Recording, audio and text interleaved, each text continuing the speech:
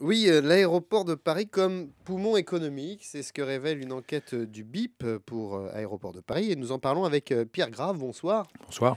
Alors, Orly, Roissy-Charles de Gaulle et le Bourget représentent 8,3% de l'emploi en Île-de-France, 340 000 employés.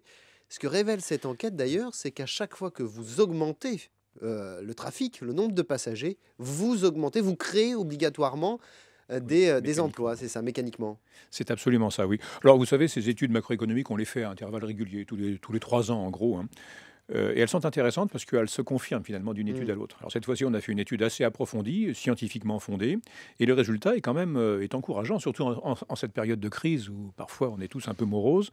Ma foi, là, on a un résultat très clair. Vous l'avez dit, une valeur ajoutée. Donc c'est homogène au PIB, hein. Hmm. Une valeur ajoutée de pratiquement 29,6 milliards, c'est-à-dire pratiquement 30 milliards d'euros. C'est énorme, hein.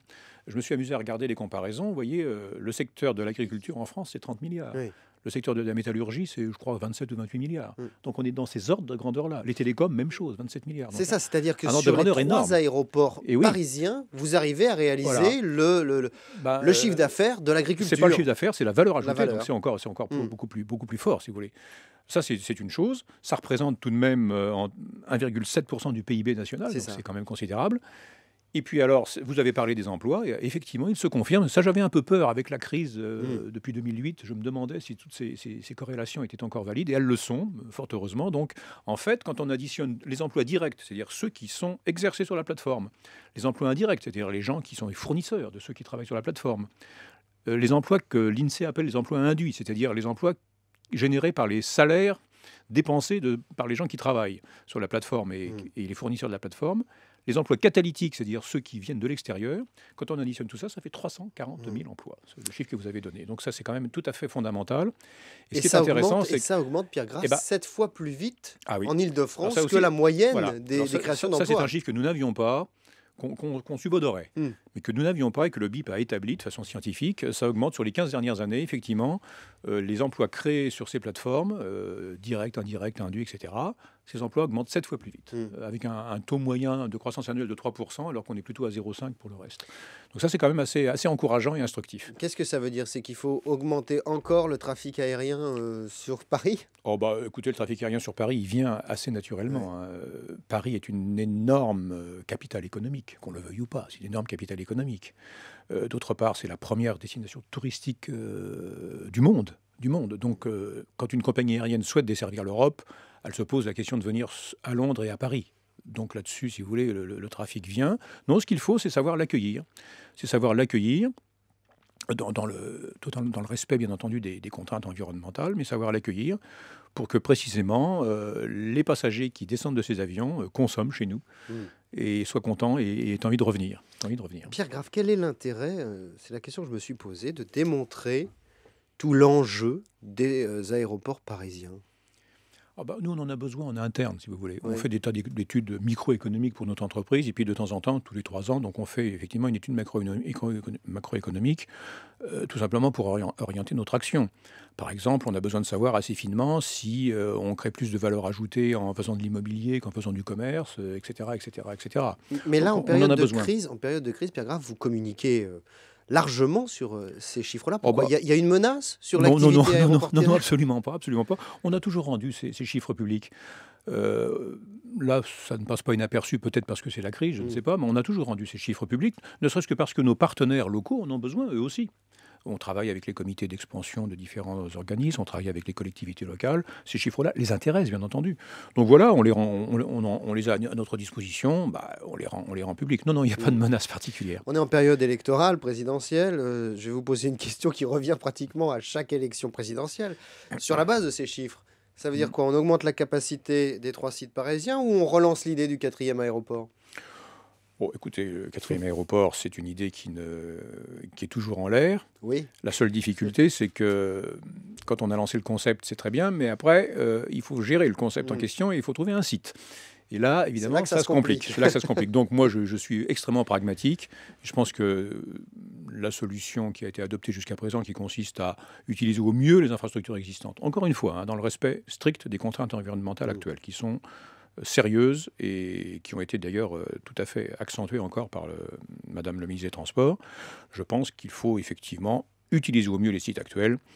Ça nous emmène déjà très loin. Ça nous emmène déjà très loin. Le fait que Nathalie Kosciusko-Morizet, d'ailleurs, quitte ses fonctions, c'est un problème quand on gère Aéroport de Paris ou pas du tout? Bah, écoutez, j'ai aucun commentaire à faire sur ce sujet.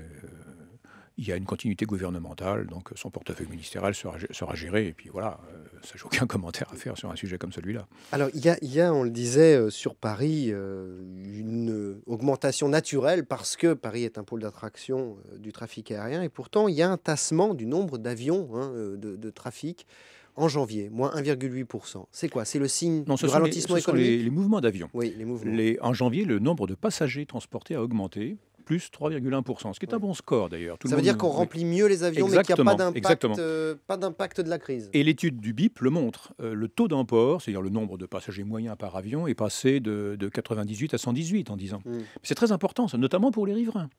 Ça veut dire qu'on transporte plus de passagers, mais avec moins de mouvements d'avion, donc moins de pollution. Et Et alors, ça, c'est un mouvement qu'on observe, c'est une tendance qu'on observe à peu près partout et qui est très très bien vérifiée dans cette étude, précisément. pas d'effet crise. Écoutez, on a traversé... si, il y a eu un effet crise. En 2009, le trafic a baissé à Paris. Et en 2009, on a détruit des emplois. Parce que la corrélation dont vous parliez tout à l'heure, malheureusement, Ouais. marche C'est dans les deux sens. exactement comme dans le BTP. en fait. Absolument. Vous créez des Absolument. emplois, quand il y a du trafic, vous en détruisez. Mais d'autres. si vous voulez, nos activités aéroportuaires ont assez bien traversé la crise parce que le business model, enfin le modèle économique pour parler français, est assez robuste, assez résilient, pour une raison bien simple, c'est que à côté du cœur de métier, qui lui subit les variations conjoncturelles, il y a toutes sortes d'activités dites annexes et qui, elles, n'ont pas nécessairement ni les mêmes cycles, ni la même hystérésis à la crise. C'est quoi? C'est Je vous prends un exemple, par exemple, les commerces dans les c'est, boutiques, par commerces, exemple. voilà. Vous voyez, en 2009, on a perdu 5% de nos passagers, 4,7, très exactement. Mais donc il y avait moins de passagers. Mais en même temps, chaque passager achetait dans les boutiques 12% de plus que l'année précédente. Parce Ce qui que fait c'est le duty free, c'est contracyclique. Oui, parce que l'offre leur plaisait, on avait amélioré notre offre et les passagers, moins nombreux certes, étaient attirés par les offres qu'on offrait. Et ma foi, ça nous a servi d'amortisseur. De même, l'immobilier n'a pas les mêmes cycles économiques, vous le savez bien, que l'industrie du transport aérien. Donc c'est ce modèle assez résistant qui nous a permis de traverser la crise, non sans dégâts, mais enfin avec peut-être moins de dégâts que pour d'autres. Alors comment vous expliquez que HSBC dégrade son avis sur Aéroport de Paris en estimant que, à l'image des compagnies aériennes et notamment d'Air France, les mois qui viennent vont pas être faciles? Oui, beaucoup d'analystes, effectivement, regardent, d'abord comparent, et sont amenés à comparer Francfort et Paris. Paris avait un plus, Francfort nous rattrape un petit peu, effectivement, parce que Francfort, comme vous le savez, vient d'ouvrir une 4e piste, donc nous avions un avantage concurrentiel qu'on vient de perdre. Donc beaucoup d'analystes se disent, après tout, entre Francfort et Paris, lequel faut-il mieux acheter? Encore le modèle allemand. Encore le modèle allemand. Mais on n'a pas dit notre dernier mot. On n'a pas dit notre dernier mot. Donc voilà. Deuxièmement, on a été dégradé, mais ça pour des raisons qui nous sont extérieures. Lorsque la France a perdu son parlez du triple A, là, nous oui. avons perdu, nous aussi. On a été mis en observation négative. Donc évidemment, certains analystes se sont interrogés. Pour autant, quand vous regardez aujourd'hui le bilan, la majorité des analystes est encore à l'achat et est encore extrêmement positif en ce qui nous concerne. Simplement, ce que vous dites révèle une chose, c'est que rien n'est jamais gagné. Aujourd'hui, on a une très belle place aéroportuaire, mais on a de la concurrence. Il y a la place de Londres, la place de Francfort, la place de Madrid, la place d'Amsterdam. Et il faut qu'on sache tenir notre rang. C'est pourquoi on revient au début de votre question. Il faut qu'on reste attractif et que ce trafic qui nous rapporte beaucoup de richesses, c'est ce que montre le BIP, il faut que ce trafic, qu'on sache le garder, qu'on soit digne de le garder. Donc à nous de jouer. C'est jamais gagné d'avance. Et effectivement, il n'y aura pas la place en Europe pour 10, 15 grands hubs. Il y aura la place pour 2 ou 3. Il faut qu'on soit absolument dans cela. Absolument. Quand une compagnie nationale comme Air France, KLM, même c'est encore dans l'esprit des gens de la compagnie nationale, a les difficultés qu'on connaît, ça handicape Aéroport de Paris ou pas? Beaucoup, évidemment, c'est notre premier client. Donc beaucoup de gens s'interrogent en disant mais quelles seront les conséquences? Parce qu'on a le sentiment que c'est ça, en réalité, Oui, qui vous pénalise en ce moment. Peut-être, dans l'esprit de certains. Mais enfin, les analystes qui nous connaissent bien savent qu'on a quand même une certaine résistance et il y a quand même d'autres compagnies, puis on a d'autres activités. Par ailleurs, écoutez, moi j'ai toute raison d'avoir confiance tout de même dans les mesures qui sont annoncées par Air France. Donc Air France... ne l'enterrez pas quand même trop vite. C'est pas moi. Non, ouais. En 2012, Aéroport de Paris va encore une fois se développer, en tout cas améliorer la qualité d'accueil, puisque vous avez là pour le coup un programme ambitieux, des espaces flambant neufs qui Oui, vont, oui, oui. être inaugurés, hein. On a une belle année 2012 Oui. qui est un peu une Après une année belle année de... 2011, d'ailleurs, il faut quand même Oui, le dire, parce oui, qu'on oui. n'en a pas Mais parlé. on va, je veux dire, parler une belle année en ce sens qu'on va ouvrir beaucoup d'installations nouvelles, flambantes neuves, qui vont, j'espère, être remarquées par leur qualité et surtout le caractère extrêmement efficient. On va ouvrir par exemple en juillet le satellite 4. Ce qu'on appelle le satellite 4, c'est une énorme salle d'embarquement additionnelle à celle qui existe déjà, qui a pour but essentiel tout de même d'améliorer la plateforme de correspondance d'Air France KLM et de l'Alliance SkyTeam. Donc rendre ces correspondances plus faciles, plus aisées, et donc de faire des gains opérationnels de productivité au hub. Et c'est notre intérêt conjoint. Bien sûr, c'est l'intérêt de l'Alliance SkyTeam, c'est aussi l'intérêt des aéroports de Paris. Bon, cette salle, en plus, sera l'occasion pour nous de montrer un petit peu le savoir-faire français, une vraie qualité architecturale, une vraie qualité esthétique, de très belles boutiques, là aussi, avec le meilleur de ce qui se fait en France, qui, j'espère, sera apprécié par les étrangers. En avril, on va ouvrir une autre infrastructure, toute neuve aussi, qui nous permet de rénover deux vieux terminaux, qui sont les terminaux 2A et 2C à Roissy. Ce bâtiment neuf va lui aussi nous permettre de donner un petit look de renouveau à ces vieux terminaux. Pierre Graff, un dernier mot sur ce qui a marqué, on va dire, la fin du mois de décembre, le service minimum dans les transports, dans les transports aériens en l'occurrence. Vous y êtes favorable, j'imagine? Bon, écoutez, dans l'ensemble, on a la plupart du temps affaire effectivement à des syndicats extrêmement responsables. De temps en temps, il y a des dérives, il faut bien le reconnaître, il y a des dérives. Et c'est vrai que depuis quelque temps, systématiquement avant les grands départs, on avait des annonces de grève. Ça, c'est vrai que c'est pas convenable. Vis-à-vis des passagers, c'est pas convenable. Donc, il y a une réponse politique. Voilà, il y a une réponse politique. Moi, j'ai pas de commentaire à faire sur cette réponse politique. On va bien voir ce que devient cette proposition de loi.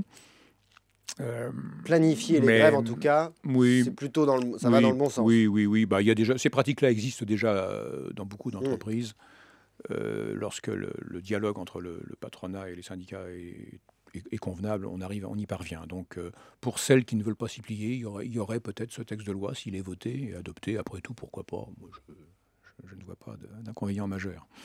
Merci beaucoup, Pierre Graff, Merci. PDG d'Aéroports de Paris. Merci.